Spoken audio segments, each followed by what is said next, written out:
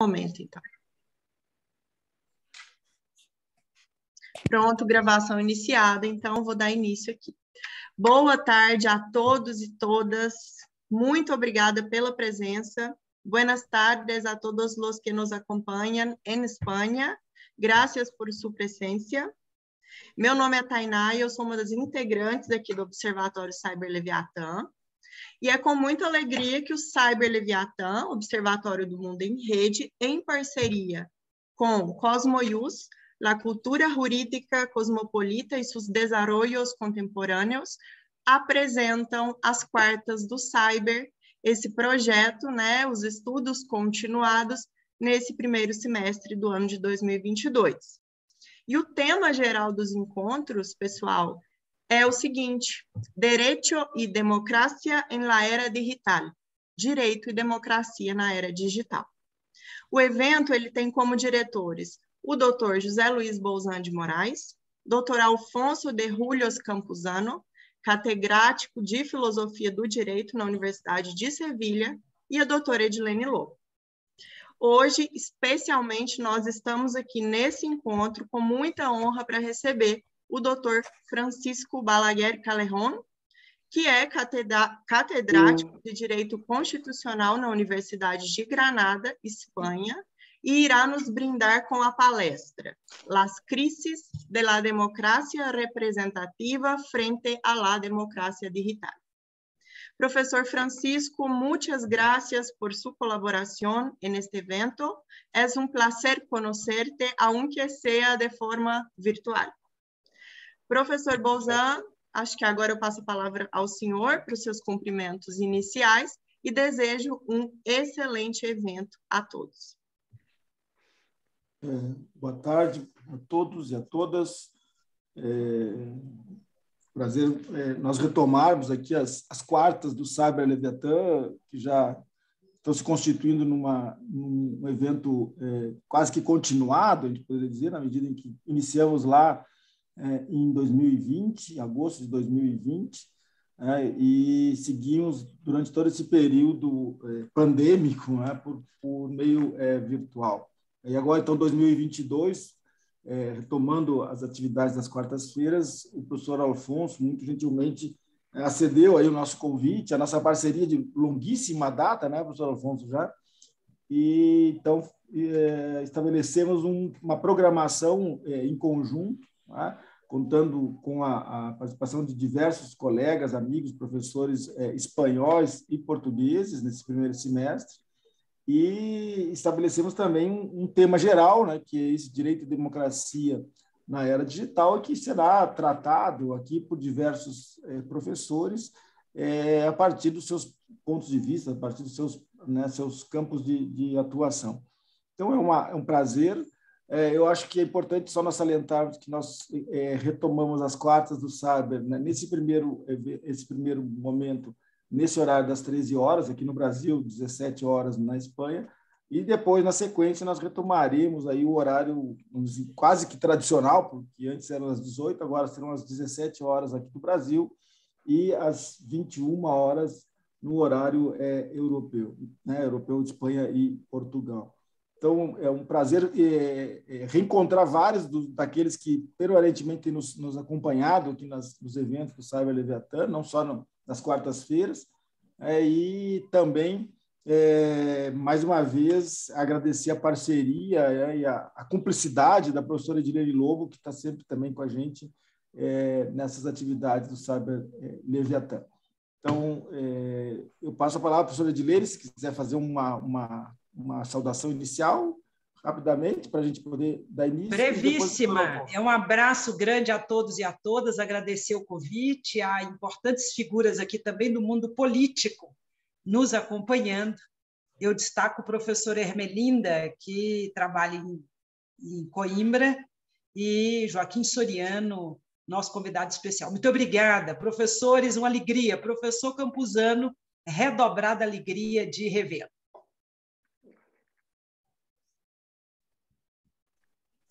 Profesor Alfonso.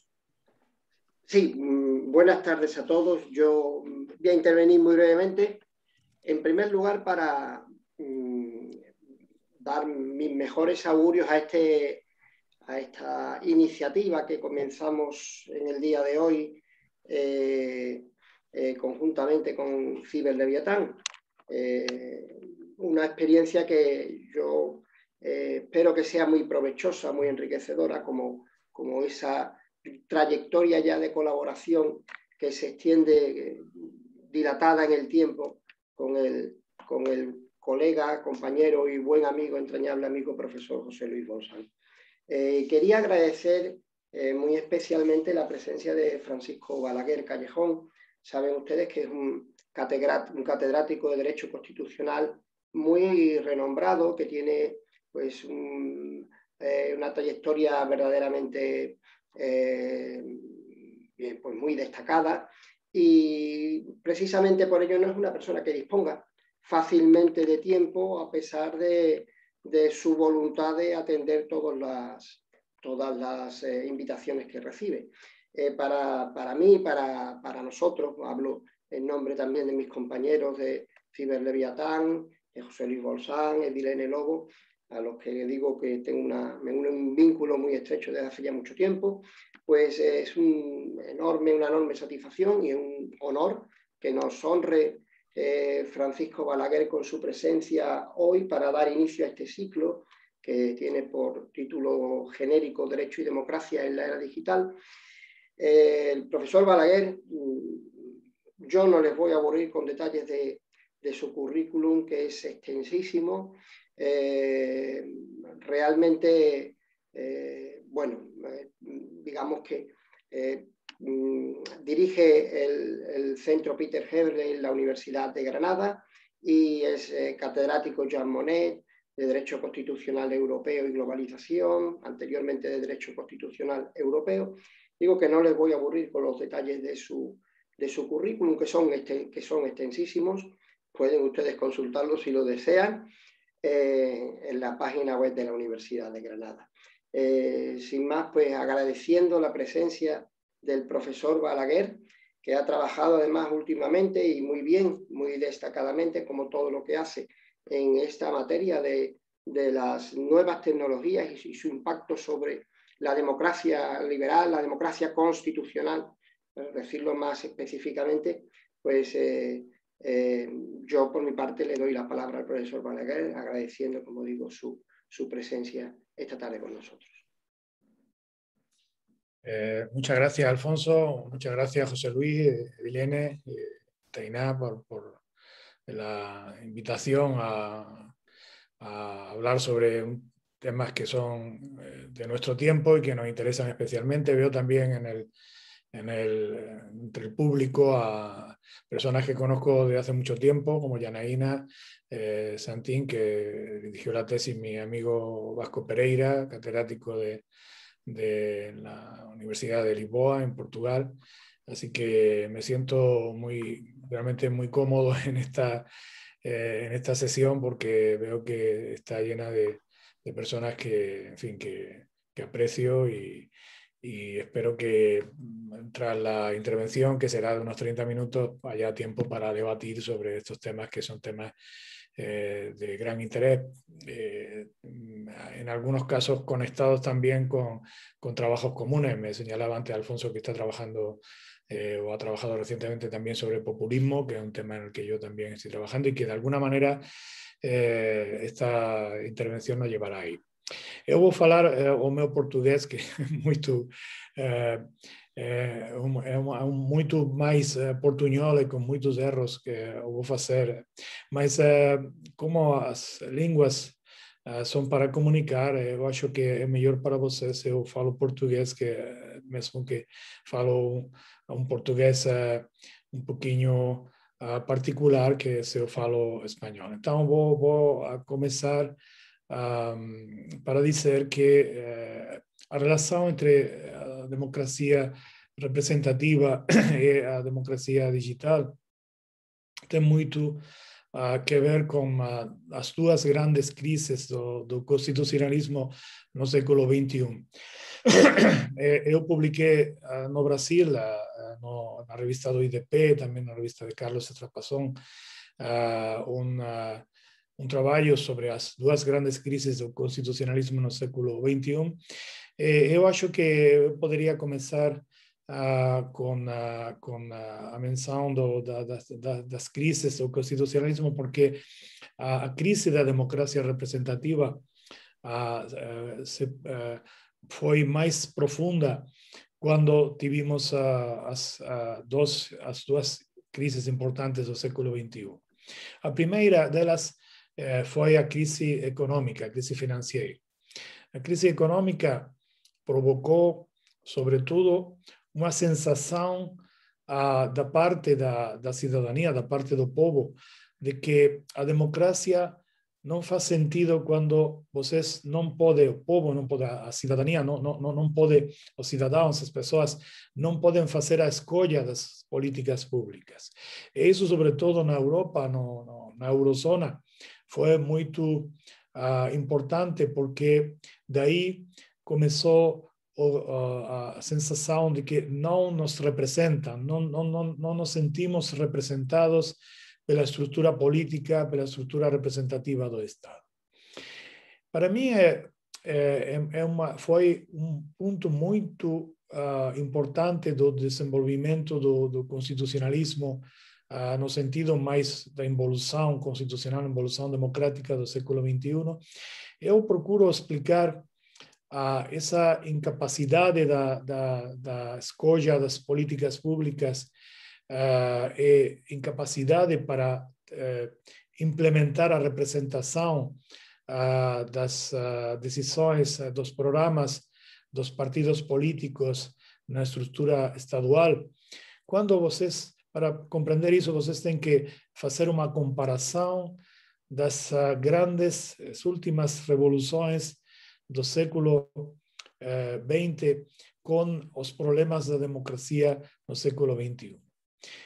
Quando na Revolução dos Cravos no Portugal, ou nas revoluções árabes, o povo, a cidadania, as pessoas tinham uma sensação de que o poder tinha que mudar, porque eles não estavam a ser representados com o poder estadual. O que é que eles faziam?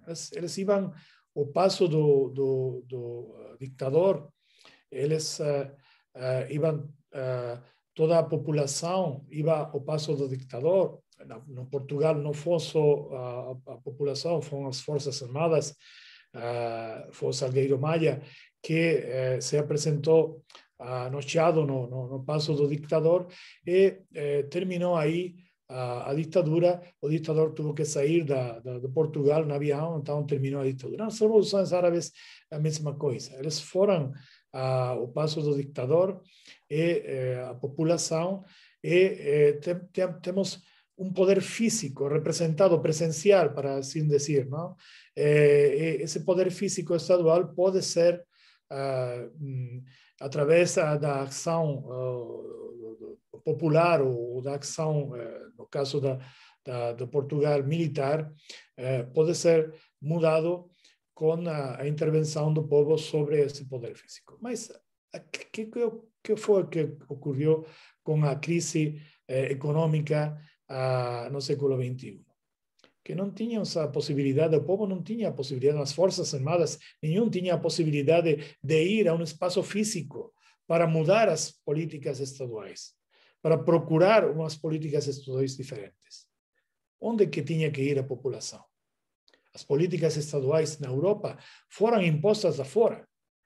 Foram as políticas escolhidas com escolha do Fundo Monetário Internacional, das instituições europeias, mas quando os partidos apresentavam as eleições, eles tinham um programa e depois tinham que implementar um programa muito diferente. E o povo não podia fazer nada. Não podia ir ao passo do ditador, não podia ir mesmo ao Banco de Portugal, ao Banco de Espanha, ao Banco de Itália, para procurar umas políticas diferentes. Então, temos uma sensação muito forte de impotência. E daí a frase de não nos representam, eles não nos representam. Não nos representam não porque eles não tinham a bondade a vontade de fazer umas políticas diferentes, mas só porque eles não podiam fazer umas políticas diferentes, porque as políticas foram decididas da fora do Estado. Fora do Estado, através das instituições supranacionais ou internacionais que fizeram a escolha das políticas estaduais. Então, é uma situação muito difícil do ponto de vista democrático. Vocês têm que considerar que na Grécia foi cambiado o presidente do governo sem eleições. Na Itália foi cambiado o presidente de governo, Berlusconi, sem eleições. Estou a falar do ano 2011.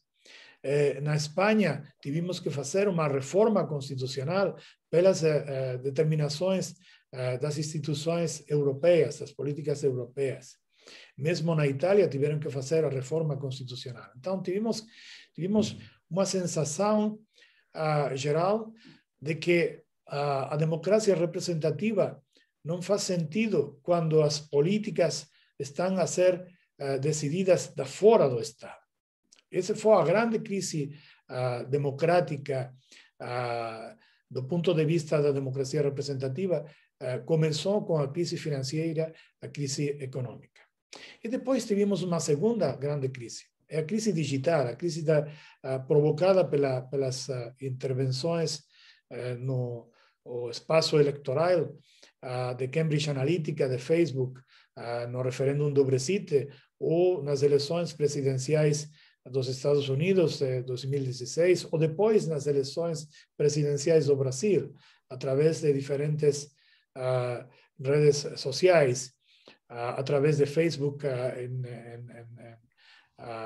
o referêndum do Brexit, através de Facebook, nas eleições presidenciais dos Estados Unidos, através do WhatsApp no Brasil, mas tivemos uma interferência muito importante das redes sociais, das companhias tecnológicas, que eles fizeram a escolha dos próprios dirigentes do país. E isso é muito importante porque não é só que as políticas estaduais não podem ser feitas através da escolha dos representantes do povo, dos parlamentos, dos governos, mas embora agora na crise democrática foram as companhias tecnológicas elas que fizeram a escolha dos próprios dirigentes políticos do parlamento ou dos dirigentes presidenciais nos diferentes países, não? Então, temos uma situação de duas grandes crises, que são crises democráticas, crises da democracia representativa, porque o Estado não tem a capacidade para implementar as políticas públicas, porque mesmo nos processos eleitorais, os dirigentes estaduais vão a ser escolhidos através das companhias tecnológicas e não através de uma democracia representativa, uma democracia que funcione como uma autêntica democracia. E temos duas condições que são muito importantes para considerar. A primeira coisa é a sensação de impotência perante a democracia representativa depois da crise econômica. A segunda é o desenvolvimento isso que nós chamamos a democracia digital, e que depois do desenvolvimento da Web 2.0 foi a grande esperança que nós tivemos de profundização democrática em nossos países. Porque se nós falamos de democracia representativa, nós falamos de uma democracia que, no sentido kelseniano, no sentido de Hans Kelsen, é uma forma de divisão do trabalho. Ele está a dizer, nós não podemos considerar a mera possibilidade da democracia direita, porque a democracia direita não é possível pela necessária divisão do trabalho que precisa a democracia representativa. Mas com o desenvolvimento da Web 2.0, muitas pessoas pensaram que, afinal, temos a possibilidade de uma democracia direta, porque não precisamos da divisão do trabalho, porque todas as decisões todas as escolhas podem ser feitas diretamente pelo povo. Então, será que a democracia digital vai a superar a democracia representativa como foi concebida na democracia constitucional e pluralista pelo grande jurista vienes Hans Kelsen? Para responder essa pergunta, nós temos que considerar uma coisa muito importante, e que para que nós podamos falar de uma democracia digital, no sentido da uma autêntica democracia, nós temos que considerar que a democracia digital é um desenvolvimento da democracia representativa, uma profundização da democracia. Isso quer dizer que nós não temos os mediadores que nós temos na democracia representativa. Na democracia representativa nós temos entre as decisões o povo, nós temos a cidadania, nós temos mediadores, temos os representantes políticos que estão a fazer um trabalho de mediação, não? Será que as companhias tecnológicas não são também os novos mediadores na democracia digital? E se isso é assim, será que as companhias tecnológicas são tão democráticas como os representantes políticos, os partidos políticos da democracia representativa tradicional? Esse é o problema quando nós falamos de democracia digital, porque o meu maestro Peter Heberle fala sempre de os desenvolvimentos na cultura e as ciências sociais, o direito, a ciência jurídica. Como nós sabemos, a cultura, no âmbito da cultura, nós não podemos falar de desenvolvimento, porque, como disse Peter Heberle, afinal, tem o mesmo valor uma música de Beethoven que uma música de Mozart ou de Bach. Não podemos estabelecer uma hierarquia entre as músicas de diversos tempos, não? Porque a cultura ele está a se dirigir aos sentimentos das pessoas, não? Então não podemos estabelecer um desenvolvimento técnico das técnicas para fazer música, para fazer arte, para pintar, para as coisas que nós podemos considerar como cultura. Mas a cultura tem o mesmo valor, não podemos falar de desenvolvimento na cultura. Tem o mesmo valor as pinturas que nós temos da pré-história, que as pinturas de Picasso, que as outras pinturas que nós podemos considerar.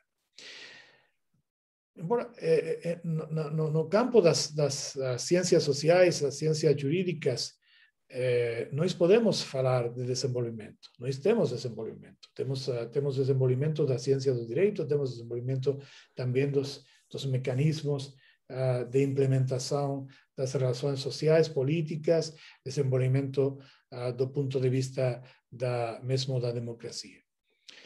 Será que a democracia digital é um desenvolvimento perante a democracia representativa? Será um desenvolvimento positivo da democracia representativa, uma democracia muito mais profunda, muito mais uma profundização da democracia? Eu acho que nós temos que, para compreender essa pergunta, para responder essa pergunta, nós temos que fazer duas considerações. Uma consideração é que a democracia digital ela é a democracia direta.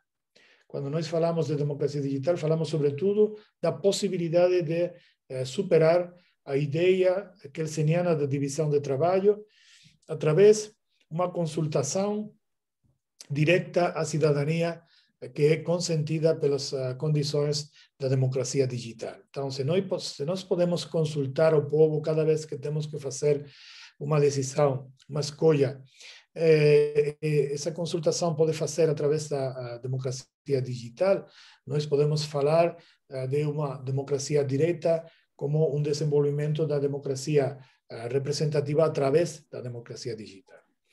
Mas o problema é que, na verdade, a democracia direta tem que ser considerada com muitas precauções, porque não temos uma teoria constitucional da democracia direta.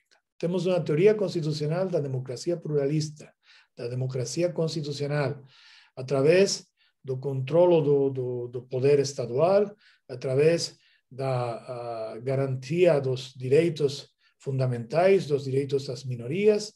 Então, temos a ideia de uma democracia que tem que ser compensada, tem que ser balanceada através dos mecanismos constitucionais. Nós falamos de democracia constitucional como democracia pluralista. Isso quer dizer reconhecer a pluralidade da sociedade, estabelecer os mecanismos, as técnicas para proteger, ou seja, garantizar os direitos fundamentais, garantizar os direitos das minorias. Isso quer dizer limitações ao poder da maioria. Quando nós falamos da democracia direta, nós não temos uma teoria constitucional da democracia direta, porque a democracia direta não foi enquadrada como uma possibilidade dentro da democracia constitucional. Então, eu não estou em contra da democracia direta. Só quer dizer que nós precisamos harmonizar a democracia constitucional e a democracia direta. Eu vou fazer um exemplo. Quando nós falamos da democracia direta, nós falamos, por exemplo, do referêndum do Brexit.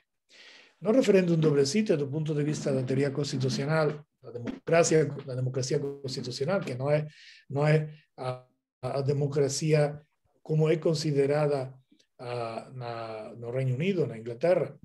Do ponto de vista da democracia constitucional, nós temos uma confusão entre as decisões que têm uma relevância governamental, que estão submetidas à democracia da maioria, e as decisões que têm uma relevância constitucional, que precisam do consenso entre os distintos setores da sociedade.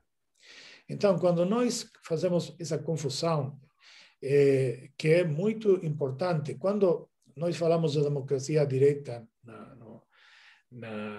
na Suíça, por exemplo, eles fazem muitos referêndums, às vezes referêndums só para decidir qual deve ser a quantidade das multas de circulação, não?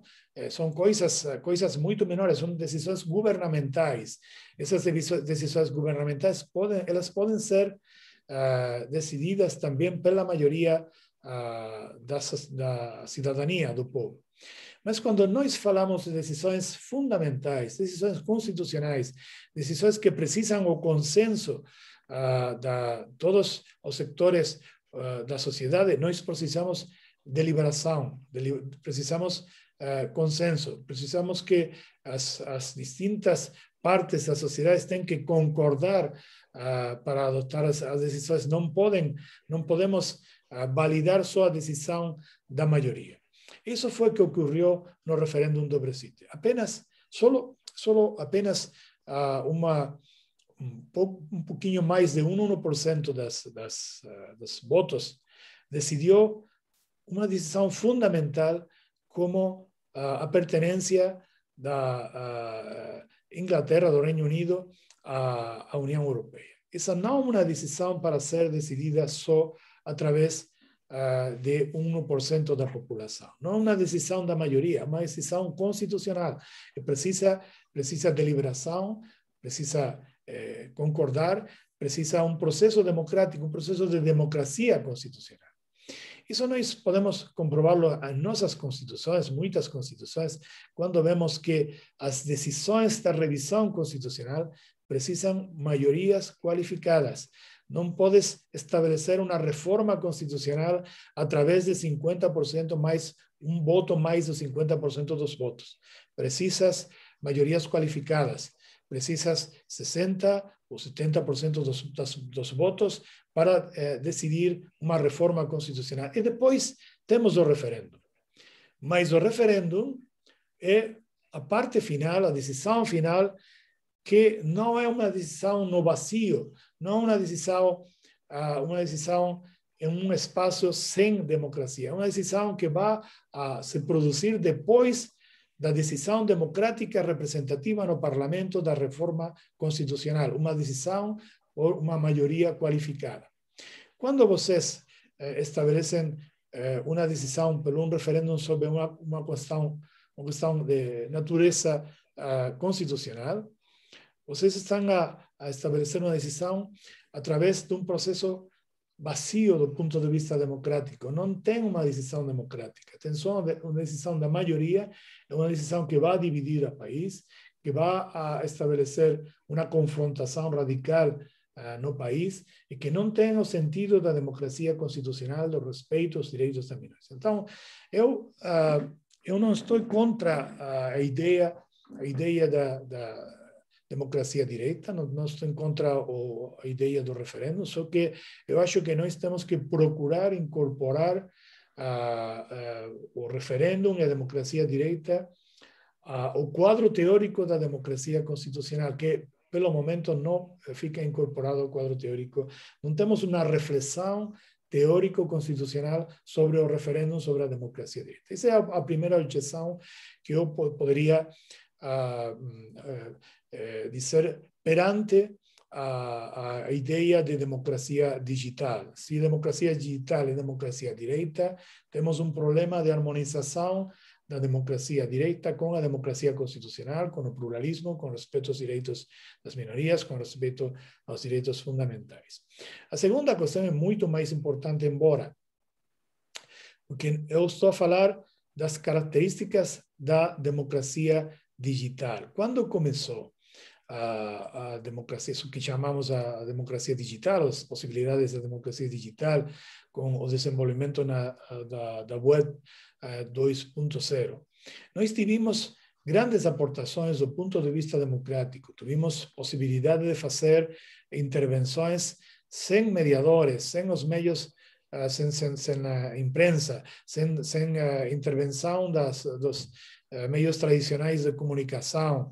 As pessoas podiam escrever diretamente na internet, podiam se comunicar as suas ideias, as suas impressões, podiam procurar uma influência no espaço público, e tudo isso foi pelo desenvolvimento da Web 2.0. Mas o problema é que a Web 2.0 durou apenas uns anos. Depois de uns anos, todas as coisas positivas, mesmo as possibilidades de intervenção nos projetos legislativos, os projetos constitucionais, as reformas constitucionais, todas as coisas positivas foram objeto de uma involução do ponto de vista democrático pela intervenção das companhias tecnológicas. Isso vocês vão a compreender muito bom com dois exemplos, um de alguns anos já e outro mais recente. Quando o blogger iraniano Hossein Degsaran foi condenado a alguns anos de prisão pelas intervenções que ele tinha através do seu blog, que tinha mais de 20.000 followers, e que tinha um grande impacto no processo, no espaço público iraniano, de Irã. Ele passou alguns anos em prisão, e quando saiu da prisão, ele compreendeu que o blog, a linguagem dos blogs, a linguagem aberta dos blogs, foi superado pelas grandes companhias tecnológicas. E agora, nessa altura, nós tivemos a Facebook e outras companhias através das redes sociais. Ele procurou começar com as mesmas ideias, as mesmas reflexões no espaço público através das aplicações das companhias tecnológicas, através do Facebook. Ele fez a sua primeira intervenção no Facebook. Vocês têm que lembrar que ele tinha 20.000 followers quando ele tinha o seu blog.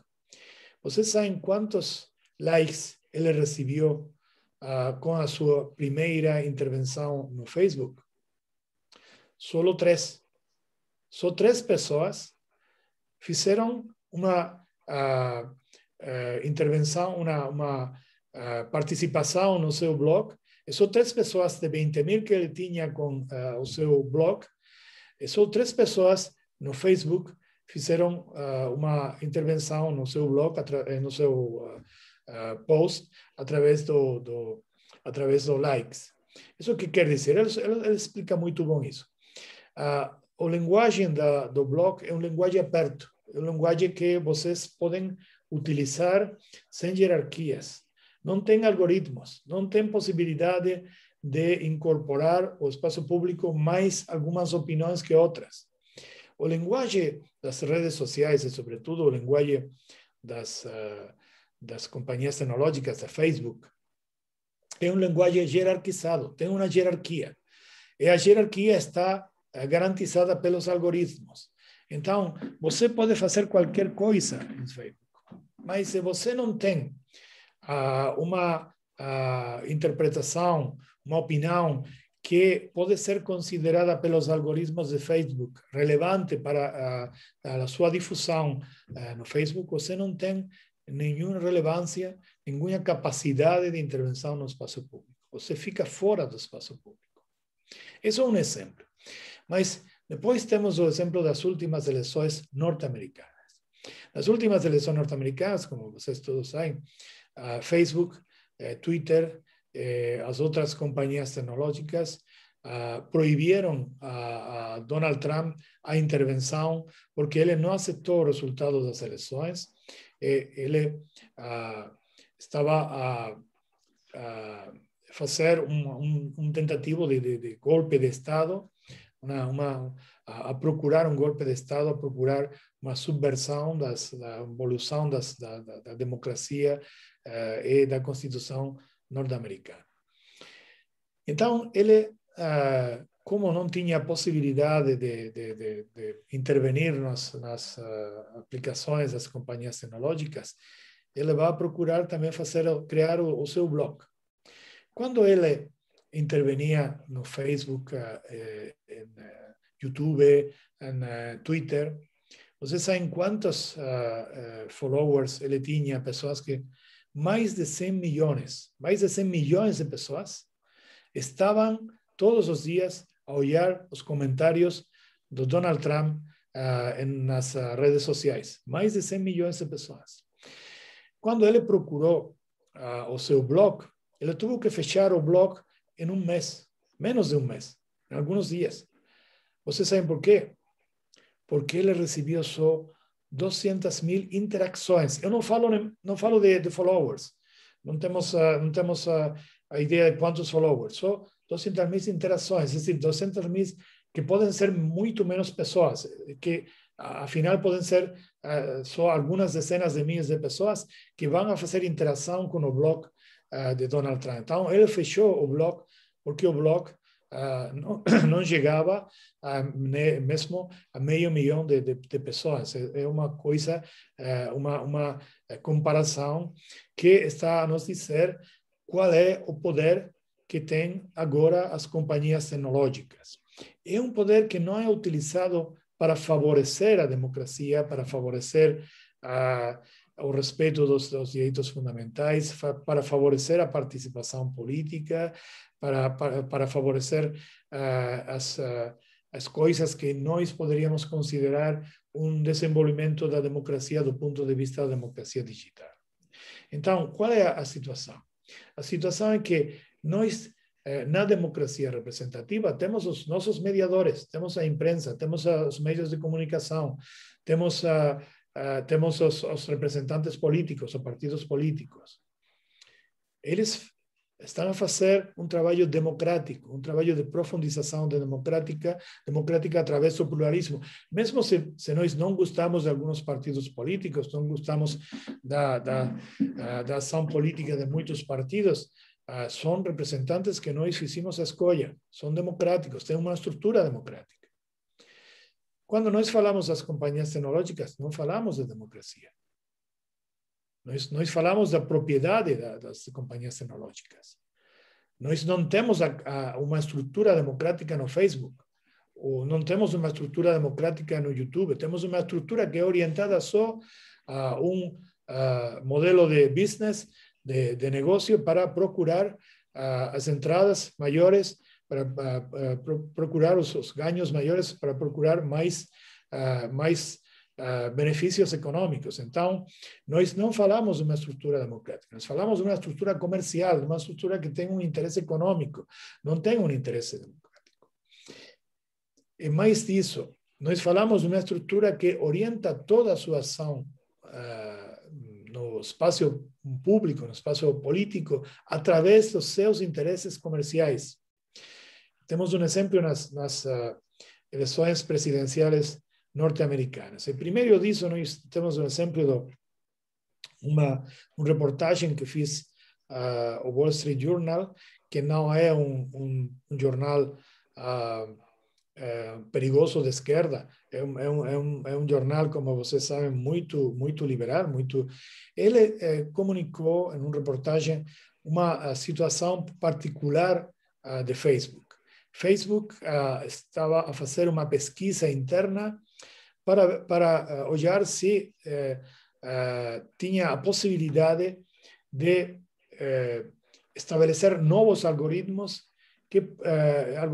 para produzir menos impacto negativo no espaço público, para produzir menos fragmentação do espaço público, menos radicalização.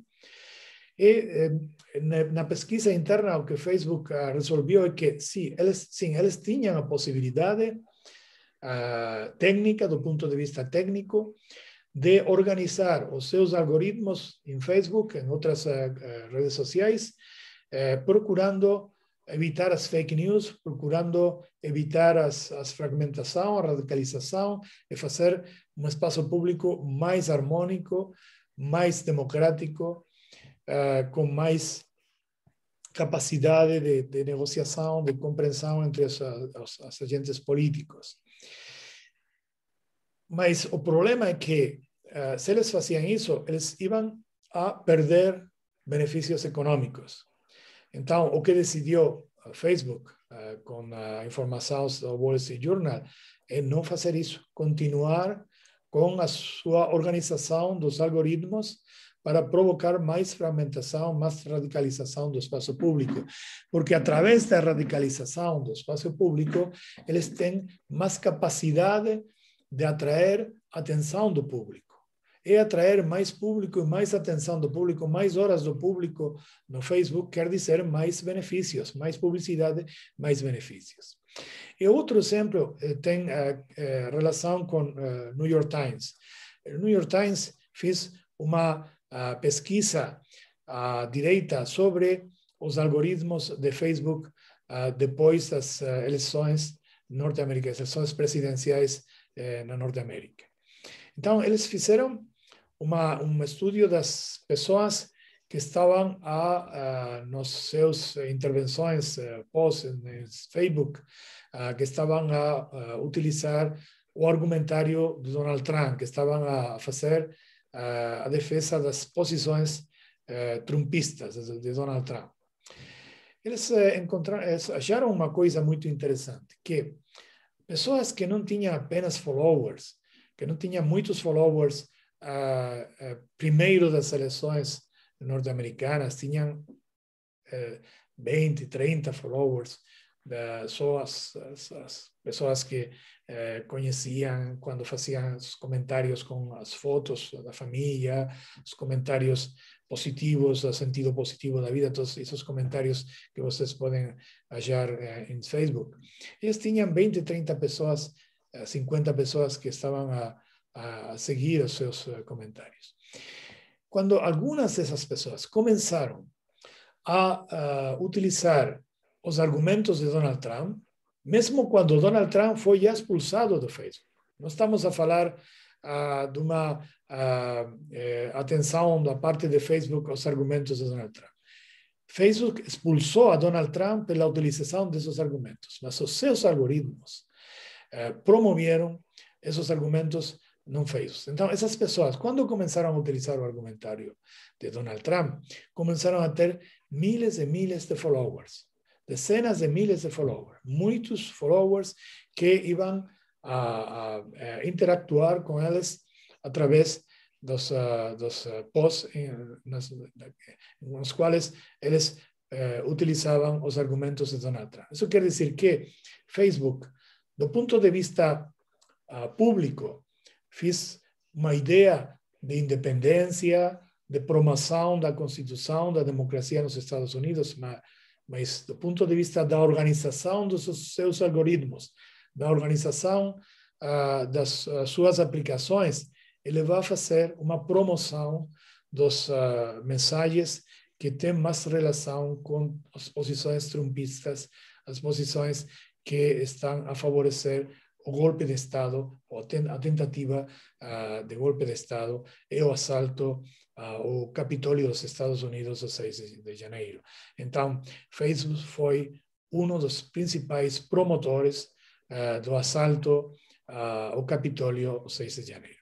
Isso que quer dizer? Quer dizer que nós temos agora, infelizmente, uma situação na qual o que nós chamamos a democracia digital, mesmo se faz algumas contribuições importantes do ponto de vista da participação mesmo nos projetos legislativos, participação nas reformas constitucionais, tem também um potencial positivo. Eu não estou a dizer que todo é negativo nas redes sociais, nas companhias tecnológicas do ponto de vista da democracia digital. Tem também coisas positivas. Mas, na verdade, pelos seus interesses econômicos, pela sua incapacidade de organização democrática, pela sua hierarquização interna do ponto de vista do espaço público comunicativo nas aplicações das companhias tecnológicas, não faz nenhuma contribuição à ideia de democracia digital, de profundização da democracia. Todo o contrário, o que vai fazer é uma involução democrática do ponto de vista da atividade normal das companhias tecnológicas. Se depois nós falamos mesmo da intervenção nos processos eleitorais, da propaganda subliminal que eles vão a utilizar nos processos eleitorais através dos perfis psicológicos que vão a procurar mudar o sentido do voto das pessoas que não são conscientes dessa mudança do sentido de voto, porque eles utilizam só propaganda subliminal.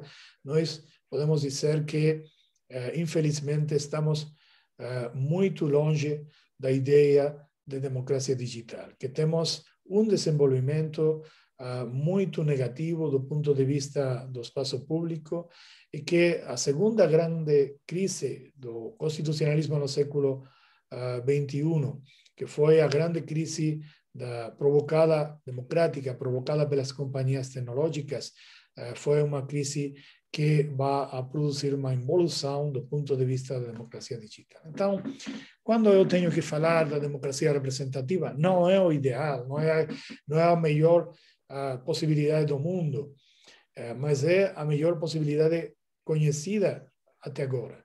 É a melhor possibilidade de democracia, a democracia mais profunda do ponto de vista da participação da sociedade, mesmo se nós temos que procurar no futuro incorporar os mecanismos de democracia direta através de desenvolvimentos que sejam também congruentes, harmônicos com a ideia de democracia pluralista, a ideia de democracia constitucional. A minha conclusão não é muito positiva no sentido da involução democrática, mas eu acho que nós, através da nossa reflexão, podemos também fazer uma contribuição a melhorar as condições do espaço público com as companhias tecnológicas, a procurar um espaço comunicativo mais democrático e a utilizar no futuro os meios tecnológicos para procurar uma democracia representativa e, ao mesmo tempo, também digital, do ponto de vista da democracia representativa, do ponto de vista da democracia direta, que seja uma democracia mais profunda, mais desenvolvida que a democracia que temos nos últimos tempos na Europa e no mundo. Muito obrigado. Al final falei um pouquinho mais dos 30 minutos, mas é que o tema tem um pouco de complicação. Não?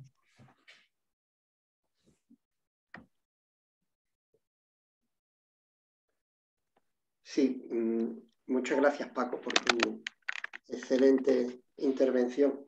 Muchas gracias. Muy ilustrativa y además acompañada de muchos datos, y de muchos ejemplos que nos conectan con la realidad de lo que está aconteciendo y que nos permite tener una perspectiva práctica de los problemas de la democracia en nuestro tiempo, ¿no?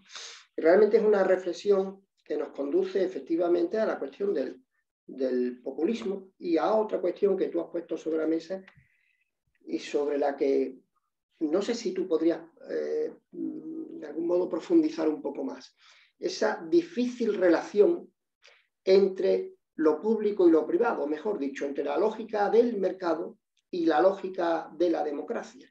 La lógica de la democracia que se rige por la participación, los límites o el marco de una democracia constitucional, y por otro lado, cómo esa democracia constitucional trata de abrirse paso, o esa idea democrática trata de abrirse paso en un marco no solamente teórico, sino también práctico de imperio de las leyes del beneficio, del lucro económico y, en definitiva, de la lógica de la racionalidad instrumental que preside las relaciones económicas entre empresas y particulares, y también entre particulares en el mercado, pero en este caso entre grandes corporaciones transnacionales que en definitiva pues tienen la posibilidad de moldear o modular o modelar la opinión mayoritaria en aras de su propio beneficio, que es a la postre un beneficio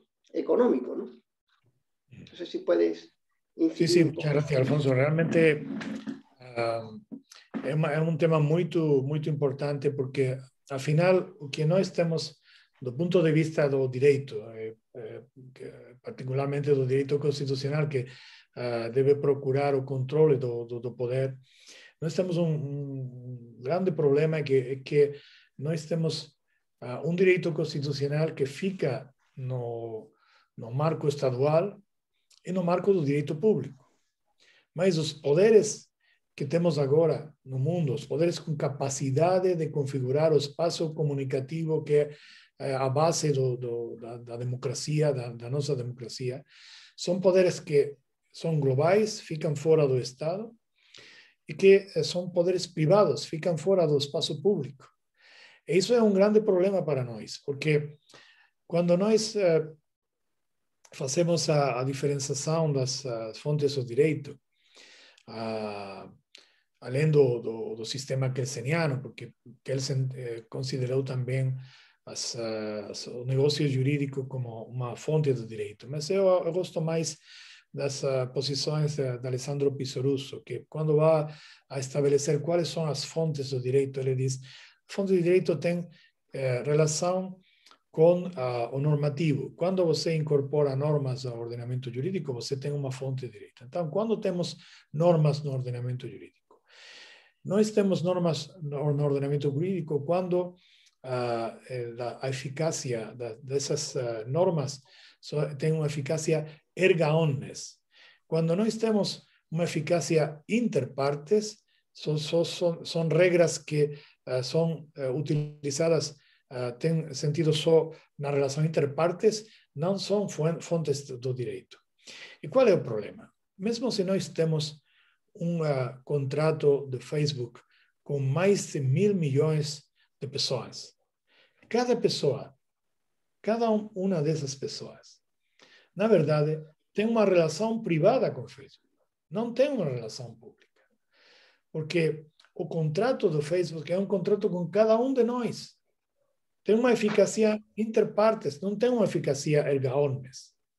Então, nós não podemos incorporar o contrato às fontes do direito, não temos capacidade de regular o contrato do ponto de vista estadual pelos dois motivos. O primeiro, porque é uma companhia global que fica fora da ação do Estado. O segundo, porque é uma companhia privada, que fica fora da ação do Estado. Então, o que é que nós podemos fazer? Nós temos que procurar estabelecer regras para o controle dessas companhias. É muito difícil, mas o problema é que essas companhias, como tu estás a dizer, são companhias que têm um interesse particular, um interesse do ponto de vista comercial, do ponto de vista dos benefícios privados. Isso que quer dizer? Quer dizer que eles não têm interesse democrático na construção do espaço público. Se você fazer uma comparação entre a imprensa, os meios de comunicação tradicionais e os processos comunicativos nas redes sociais, nós temos que os meios de comunicação tradicionais, nos sistemas democráticos, têm a capacidade de procurar a construção social da realidade. Nós temos diferentes posições dos meios de comunicação, temos diferentes ideologias, temos diferentes pensamentos, e todos eles contribuem à construção da realidade. Eu gosto muito de uma metáfora árabe que para compreender qual é a construção do espaço público através da ideia da verdade. Na metáfora árabe, diz que a verdade era um espelho que caiu do céu e ficou fragmentado em muitos pedaços, miles de pedaços. E nós temos, cada um de nós temos um fragmento, uma parte desse espelho. Se nós queremos construir a verdade no conjunto da sociedade, nós temos que poner juntos, combinar todos os fragmentos do espelho que são necessários para construir, para reconstruir a verdade que caiu do céu. Então, a possibilidade que nós temos de construir socialmente a verdade é a possibilidade que temos de construir a verdade através também da verdade dos outros. Não compreender só a nossa verdade, compreender que o pluralismo, do ponto de vista político, é como a biodiversidade do ponto de vista da natureza. Se não temos pluralismo, não temos democracia, porque não temos a possibilidade de compreender além da nossa verdade. E para compreender toda a verdade, temos que procurar também compreender a verdade dos outros. Os meios tradicionais, a imprensa tradicional, que é o que está a fazer? Cada um tem a sua parte da representação do espelho, com as suas ideias. Uns são de esquerdas, outros são de direitas, outros são outros têm umas posições, outros têm outras posições. Mas todos juntos, através da sua aportação, vão a construir uma realidade social coletiva, uma realidade social compartilhada entre nós. Aquilo que fazem os medios, a imprensa nos países ditatoriais. Eles não vão a construir uma verdade compartilhada entre todos. Eles vão a manipular a verdade. Eles vão a procurar, como na Rússia agora, vão a procurar, ou a China, ou a Arábia Saudita, ou tantos outros países que não são democráticos, vão a procurar que a verdade seja manipulada em favor das oligarquias, em favor dos dirigentes ditatoriais desse país. E que temos nas redes sociais? Aqui é uma coisa interessante, muito interessante, porque não temos nem a construção social da verdade dos países democráticos, nem a manipulação da verdade dos países ditatoriais. E como é isso? Isso é porque, como disse Susana Zuboff, na verdade, o que interessa às companhias tecnológicas não é os dados verídicos. Não tem problema com a utilização das fake news, porque para as companhias tecnológicas, fake news é verdade, pós-verdade, tudo isso são dados. São simplesmente dados. Dados que eles utilizam na economia dos dados pessoais, sobretudo, mas os dados para implementar para favorecer os seus benefícios. Eu concordo só em parte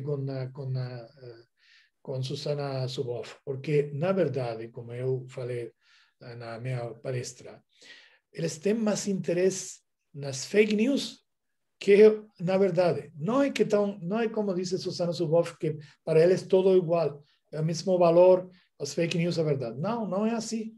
Eles têm mais interesse nas fake news que a verdade, porque através das fake news eles podem atrair a atenção do público mais e conseguir mais benefícios econômicos. Então, o que estão a fazer nas companhias tecnológicas? Não estão a fazer nem a construção social da verdade, como a imprensa tradicional, os meios tradicionais, nem a manipulação da verdade. Não tem interesse na manipulação da verdade. O que eles têm interesse é só em procurar, através dos seus algoritmos, que aquelas opiniões que têm mais capacidade de provocar instabilidade, de provocar fragmentação, de provocar radicalização no espaço público, vão a se desenvolver através dos algoritmos como social trends, como opiniões que têm mais importância no espaço público. E por isso, às vezes, para nós é difícil compreender isso, não? Porque eles podem promocionar os populistas de esquerda e, ao mesmo tempo, os populistas da direita. Não tem problema. Não tem interesse em promocionar uma ideologia, um pensamento a favor de uma manipulação da verdade. Não tem interesse em construção social da verdade.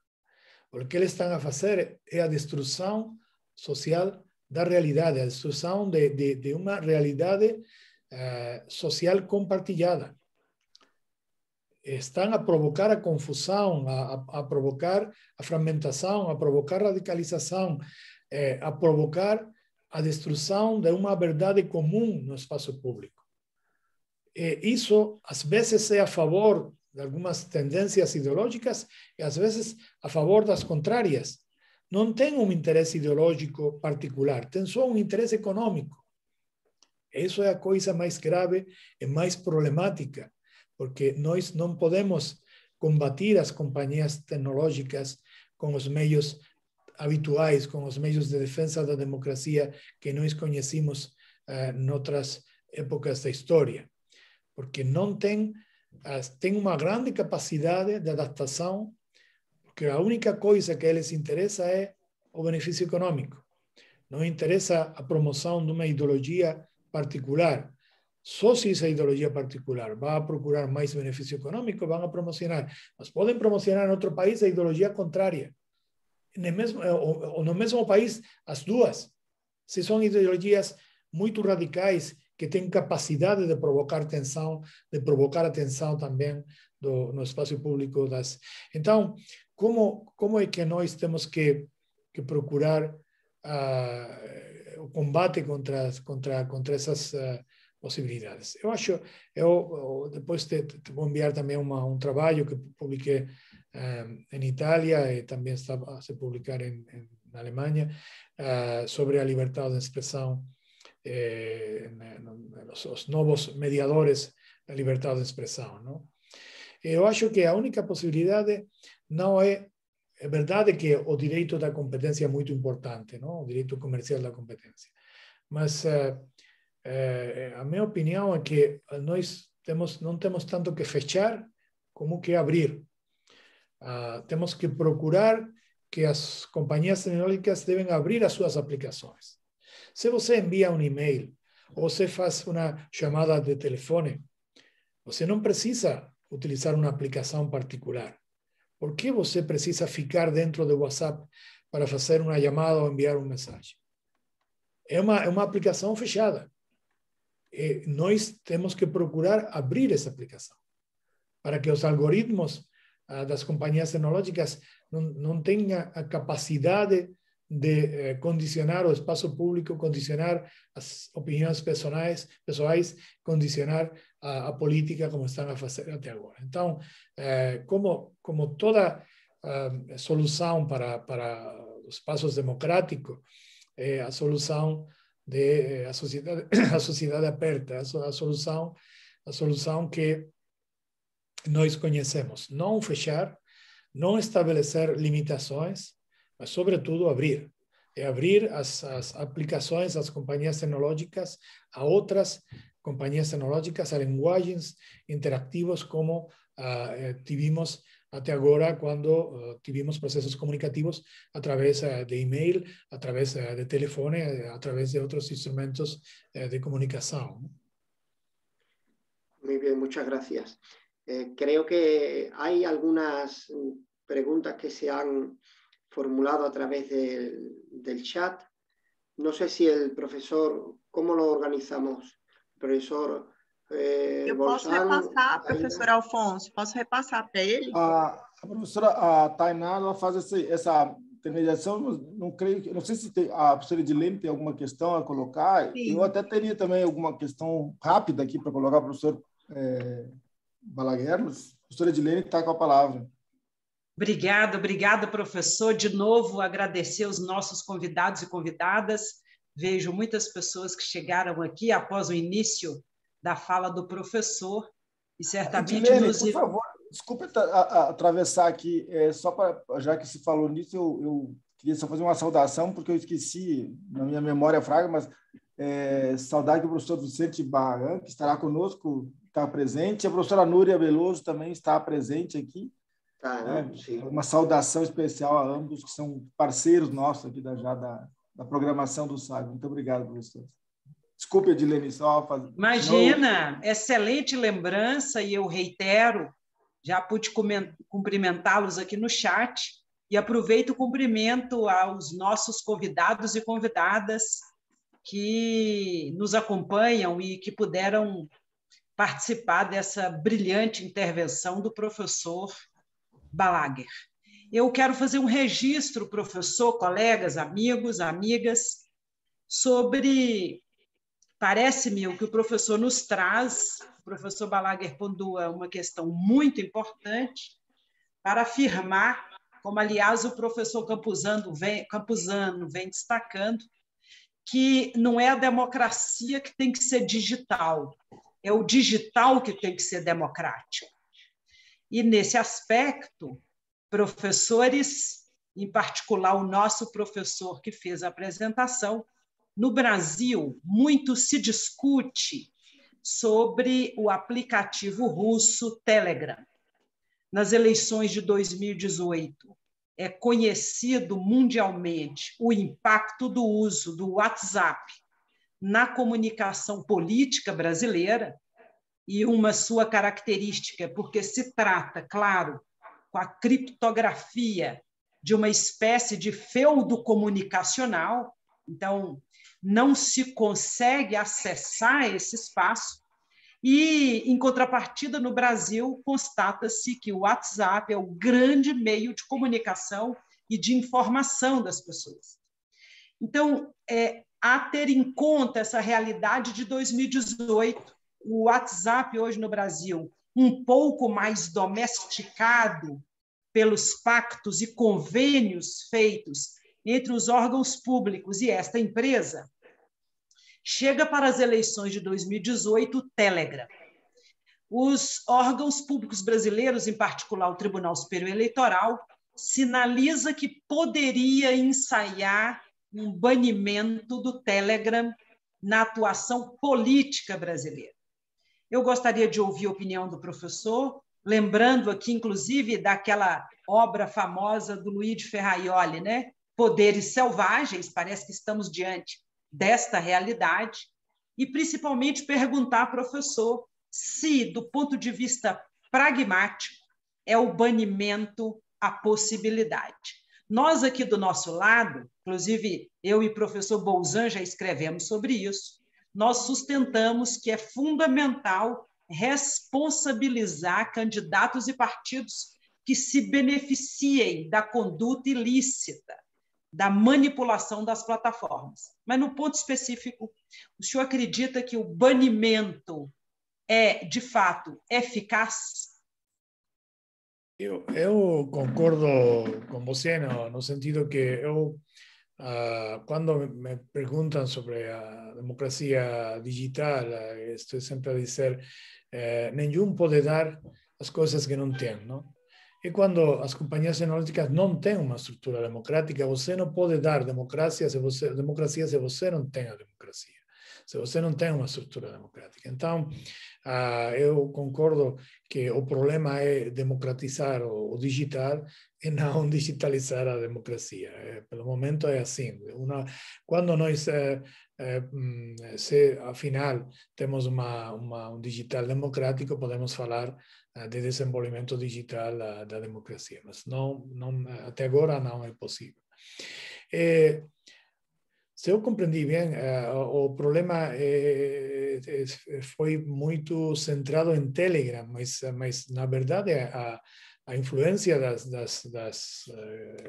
contrastada das redes sociais nas eleições presidenciais do Brasil foi mais do WhatsApp, porque o WhatsApp, através dos mensagens coletivos, através de um centro de organização de mensagens de São Paulo, que foi criado diretamente pelo Facebook a favor de Bolsonaro, estabeleceu uma rede muito importante de propagação de fake news e, sobretudo, da propaganda subliminar. Para mim é igual, como dizer, se afinal se os outros também Telegram estavam a fazer as mesmas coisas, eu acho que eu não sou muito partidário da proibição, não? Eu sou partidário da uma regulação eleitoral na qual, se algum está a fazer manipulação eleitoral, tem que responder penalmente. Mas isso não quer dizer uma proibição de Telegram ou WhatsApp ou qualquer outra aplicação. Eu sou partidário, como eu falei primeiro, de abrir as aplicações, de permitir a intercomunicação das aplicações, e assim nós podemos evitar os fenômenos como a criação de perfis psicológicos e a utilização de propaganda subliminar. Você sabe muito bom como funciona a propaganda subliminar, mas se algum não conhece muito bom, eu vou explicar com um exemplo muito claro. A propaganda subliminar não envia a você uma indicação a favor de um candidato. Ele não vai dizer a você tem que votar esse candidato porque através da propaganda normal vai dizer esse candidato tem as qualidades do seu programa, tem as possibilidades de melhorar a sua vida, outras coisas, não? O que vai ser a propaganda subliminar é, sobretudo, não faz uma propaganda política, mas faz os perfis psicológicos das pessoas para saber quais são os medos que têm essas pessoas, para saber quais são os problemas psicológicos que podem ter essas pessoas. Então, se você através dos perfis psicológicos que estão a fazer as companhias, que são muito precisos, eles conhecem tudo da vida das pessoas através da internet. E podem saber se, quando você está simplesmente olhando uma fotografia, se você passa rápido a fotografia, procura outra fotografia, ou se você fica muito tempo numa fotografia, eles podem saber quais são os vossos perfis psicológicos, não? Se você tinha um problema quando pequeno com um cachorro que mordeu alguma coisa, uma agressão de um cachorro, eles sabem que você tem medo aos cachorros. Ou se você tem uma relação conflitiva com uma pessoa de uma particular grupo de pessoas de uma confissão religiosa ou qualquer coisa, não? Eles sabem que vocês têm uma tensão com essas pessoas. O que eles vão fazer? O que fizeram quando procuraram as companhias presidenciais norte-americanas é que eles não enviaram propaganda a favor de Donald Trump, as milhares de votos que eram decisivos nos estados decisivos para eleições. Eles conheciam que você tinha medo aos cachorros, eles enviavam fotos de Hillary Clinton acariciando os cachorros, toda rodeada de cachorros. Se eles sabiam que você tinha algum conflito com algum grupo social, mexicanos ou o árabes o cualquier otro. Ellos enviaban fotos de Hillary Clinton rodeada de personas de ese grupo social para procurar que você, que era um votante potencial de Hillary Clinton, para procurar a vossa abstenção. Você não vai votar, é através das pessoas que não foram a votar, é por isso que Donald Trump ganhou as eleições. Então, isso tem que ser um delito eleitoral. Não pode ficar como uma ação pública normal. E não precisamos proibir a Facebook para isso. Precisamos só que, se temos as provas de utilização de Facebook, dessa propaganda subliminar, precisamos só uma ação judicial contra os responsáveis de Facebook, mesmo contra Zuckerberg, porque ele é o máximo responsável disso. Eu só que se Brasil ou Espanha ou qualquer outro país que tem problemas de manipulação eleitoral tem uma ação penal contra Zuckerberg, Zuckerberg não vai ir à Espanha, não vai ser enviado pelos Estados Unidos à Espanha. Mas Zuckerberg, a partir daí, vai saber que nos próximos anos não pode fazer viagens à Espanha ou ao Brasil ou outros países, porque pode ter um problema com a justiça. Eu compreendo que isso não é fácil, não é fácil.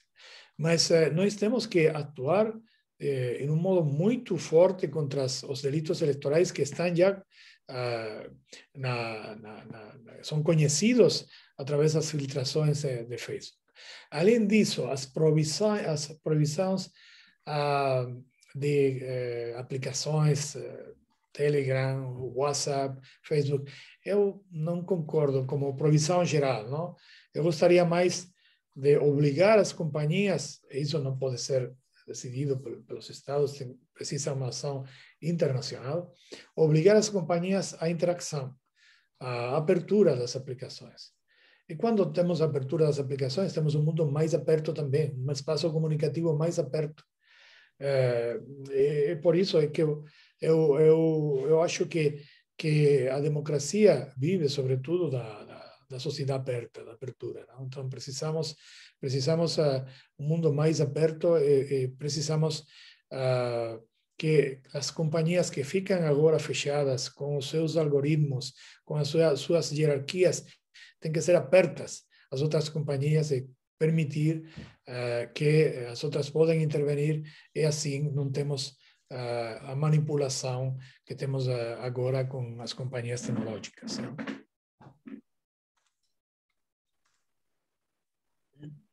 Tainá, acho que podia fazer uma pergunta dos nossos assistentes aqui, para nós não monopolizarmos o professor também. Eu tenho muitas questões aqui que ficaram, mas seria interessante nós ouvirmos os nossos então, seguidores. Professor, eles estão cheios de perguntas importantes aqui. A Luísa Vanderlei Povos Souto pergunta se existe um embate entre a governança algorítmica e a democracia, ou elas trabalham juntas? Eu não conheço uma democracia algorítmica. Infelizmente, os algoritmos não têm relação com a democracia. Eu escrevi em um trabalho que foi publicado no Brasil o ano passado, em homenagem aos 80 anos do Gomes Canutillo, eu publiquei um trabalho sobre a constituição do algoritmo. E os algoritmos podem ser utilizados no espaço público, podem ser utilizados mesmo nos procedimentos administrativos. Algum fala dos algoritmos como fontes do direito, porque vão a procurar simplificar os processos administrativos e normativos, mas os algoritmos não têm relação com a democracia. Os algoritmos são processos técnicos, matemáticos, que podem ser utilizados num sentido democrático ou antidemocrático, mas não tem uma relação direta com a democracia. Com certeza. O Fabiano Gonçalves pergunta agora: a liberdade do algoritmo deve ser inerente aos postulados do regime democrático? Na verdade, mesmo não podemos falar de liberdade do algoritmo, porque o algoritmo tem que ser configurado pelas pessoas. as pessoas configuram os algoritmos, mesmo se os algoritmos têm a capacidade de machine learning, de melhorar os seus processos através dos processos algorítmicos, mas afinal são as pessoas que vão a decidir como programar os algoritmos, para que vamos a utilizar os algoritmos e quais são os limites dos algoritmos. Então, não temos uma liberdade e não podemos mesmo defender a liberdade dos algoritmos. Porque um exemplo muito habitual são os problemas da igualdade, não?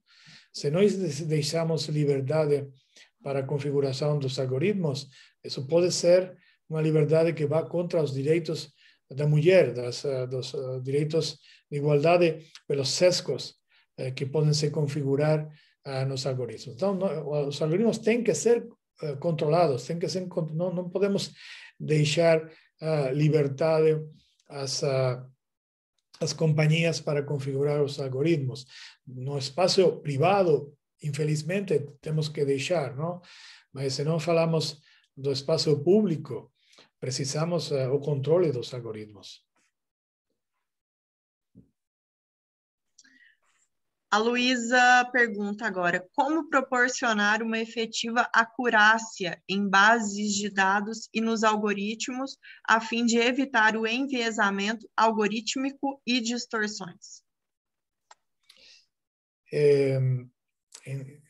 Na realidade, como dizer, os algoritmos são muito exactos, tem muita acurácia, não? Do ponto de vista, falamos em inglês, não? Tem muita precisão, não? Porque os procedimentos dos algoritmos são matemáticos, então não precisamos melhorar a precisão dos algoritmos. O que precisamos em relação com algoritmos são mais transparência, conhecer o código-fonte, através do conhecimento do código-fonte, conhecer quais são os possíveis perigos dos algoritmos do ponto de vista social, do ponto de vista dos sesgos, e procurar que os algoritmos sejam compatíveis com a ideia de participação social. Você tem que compreender qual é o problema. Eu acho que seria mais interessante de fazer a minha intervenção inicial da constituição dos algoritmos, porque, afinal, as perguntas são todas dos algoritmos. Eu, com muito prazer, que eu vou responder, porque eu acho que é uma questão fundamental do ponto de vista da democracia também, não? Quando nós falamos da democracia, ou falamos de direitos, falamos de participação na administração pública, nós falamos de processos participativos. Quando nós estabelecemos a diferenciação entre leis e regulamentos, nós estabelecemos essa diferenciação através da ideia de participação pluralista, de participação nos processos normativos. Quando temos uma participação plural nos processos normativos, nós falamos de lei. Por isso falamos de reserva de lei. Precisamos que a máxima decisão estadual seja uma decisão com participação plural de todos os sectores representados no parlamento, não? Então, por isso falamos de reserva de lei. E quando falamos de regulamento no Estado democrático, falamos também de participação pública, participação dos interesses nos processos de regulação normativa dos regulamentos. O problema que tem os algoritmos é que eles vão a substituir esses processos. Quando nós falamos de atividade normativa na administração pública, de poder regulamentar, nós falamos da capacidade de utilizar os algoritmos para substituir os processos de participação. São os algoritmos aqueles que vão a decidir, implementar as políticas, porque através dos algoritmos temos mais capacidade, mais funcionalidade, mais capacidade de melhorar os processos normativos. Então, o problema que temos do ponto de vista democrático é como harmonizar os algoritmos, a funcionalidade dos algoritmos e, ao mesmo tempo, a concessão formal da democracia, quer dizer, a democracia como um processo público, como um processo aberto, a necessidade de considerar a democracia do ponto de vista de participação da cidadania. Esse é o problema mais importante que temos agora do ponto de vista da construção dos algoritmos, uma teoria constitucional dos algoritmos. Não? Muito obrigada, professor. Então, Temos alguma? Professor Bolzan, a gente tem mais algumas aqui. O senhor acha que a gente continua? Como que está o tempo? Nós estamos já quase 3 horas, né, professor? O professor que nós estamos usurpando do horário do tempo do professor Callejon, né? Não, eu tenho tempo, não há problema. Eu queria aproveitar, professor, então, para fazer uma pequena colocação, uma série de questões que o senhor trouxe e que, de alguma maneira, dialogam com questões que nós discutimos por aqui também. Né? Eu, particularmente, tenho um projeto de pesquisa no CNPq que é sobre democracia e tecnologia, e também há uma preocupação constante aqui, sobretudo esse ano, por isso que o tema do Telegram é um tema que nos é caro, em razão da ebulição que acontece no Brasil hoje em torno dessa plataforma. Mas uma questão que talvez seja tangencial àquilo que o senhor estava trazendo aqui, sobretudo a partir dessa ideia de uma economia dos dados, né? Vamos lembrar a capa famosa do The Economist, né, que virou meio icônica em relação a isso, né, a ideia da substituição das plataformas de petróleo por plataformas de dados, né? E eu fico me perguntando, às vezes, e até por conta de um texto que eu li de um autor francês chamado Bruno Patineau, que chama a tradução em português seria mais ou menos essa, a tradução do peixinho. Aqui foi traduzido como uma tradução o Poisson Rouge, né? E ele constrói uma ideia, uma argumentação no sentido de que a arquitetura das redes sociais e a psicologia das redes sociais, de alguma maneira, ela produz, né, um sujeito que teria ou menor capacidade de atenção do que o Poisson Rouge, do que esse peixinho de aquário, né? Esse peixinho dourado, né? Então, a minha questão eu concordo com o senhor quando o senhor diz que há uma economicização dos dados e, portanto, assim, as plataformas operam a partir, né, da maximização do lucro pela venda com a venda dessas informações. Mas o que será que veio antes? Veio antes o uso dessa informação, vamos dizer assim, de discurso do ódio, desses que vendem mais, ou eles vendem mais porque eles foram maximizados pela própria indústria das redes sociais? Ou seja, são os algoritmos das redes sociais que, de alguma maneira, percebem que eles vendem mais e, portanto, os usam mais? Ou será que elas os fazem vender mais e, portanto, são elas que, assim, aumentam, né, esse fluxo, né, de likes, né, nesses discursos, sobretudo esse que a gente tem visto, assim, em crescimento, né, por todos os lugares, não só aqui na América, mas em outros lugares também. Não sei se me fiz compreender. Sim, eu acho que são as companhias, elas que vão através dos algoritmos a procurar mais lucro através da atenção do público. Ou seja, o que as companhias tecnológicas estão a fazer é que elas conhecem através dos algoritmos, da organização dos dados pessoais, através da construção dos perfis pessoais, elas conhecem quais são as orientações de todo tipo das pessoas. E o que elas vão fazer é orientar essas atividades nas aplicações, as coisas que mais podem atrair a atenção das pessoas para gerar um lucro maior, não?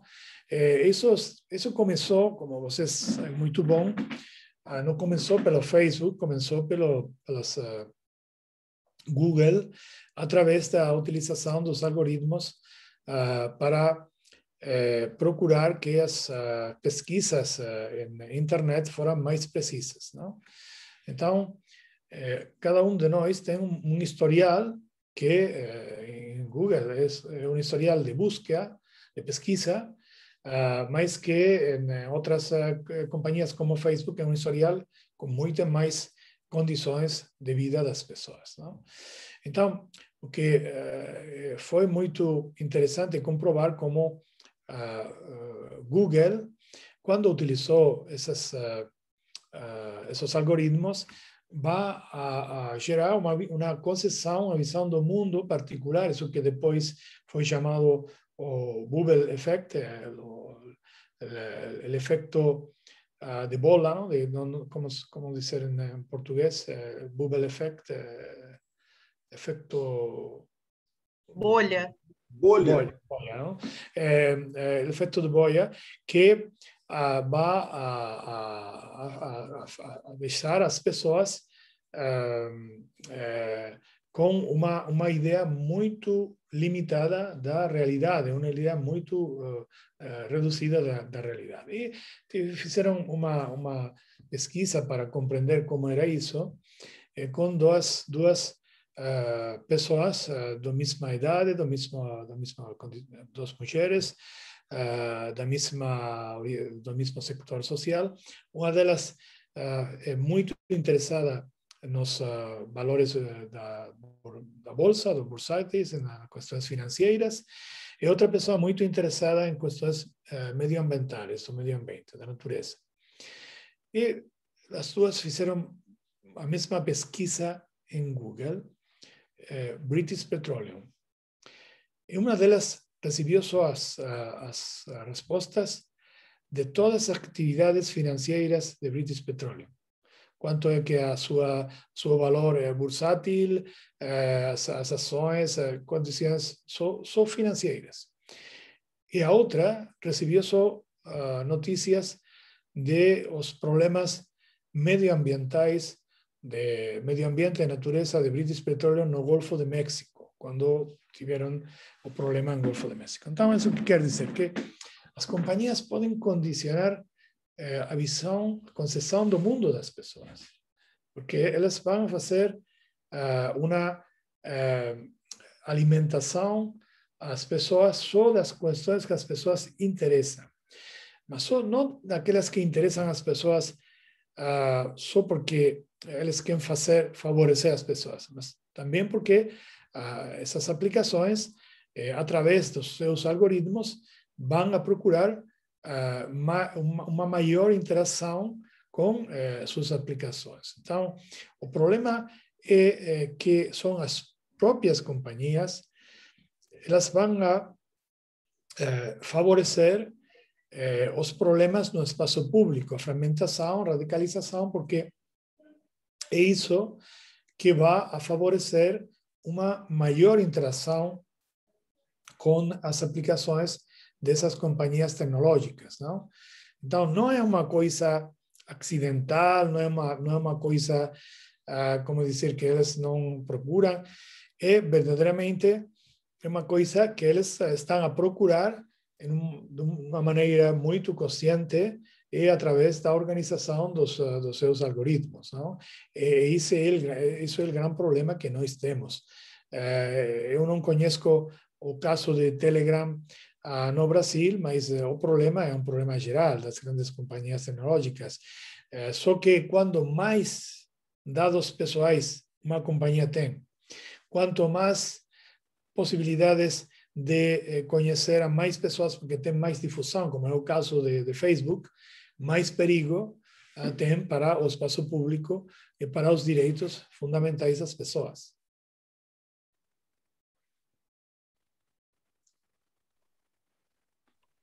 Muy bien, muchas gracias, profesor Balaguer.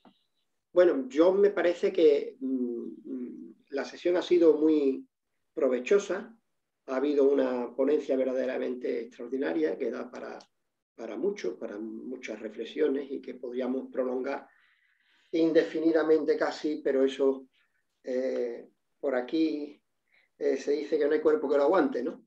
Tampoco se trata, por tanto, de también. las cosas hasta el extremo.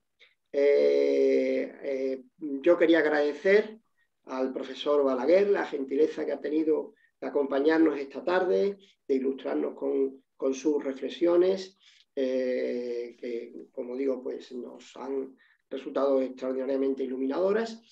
Y sin más, despedir aquí esta primera sesión, que a la vista está, ha iniciado su camino pues con un excelente comienzo. Muchísimas gracias, profesor Balaguer. Muchas gracias, Alfonso, y muchas gracias a todos porque ha sido también muy interesante el coloquio que hemos seguido. Muchas gracias.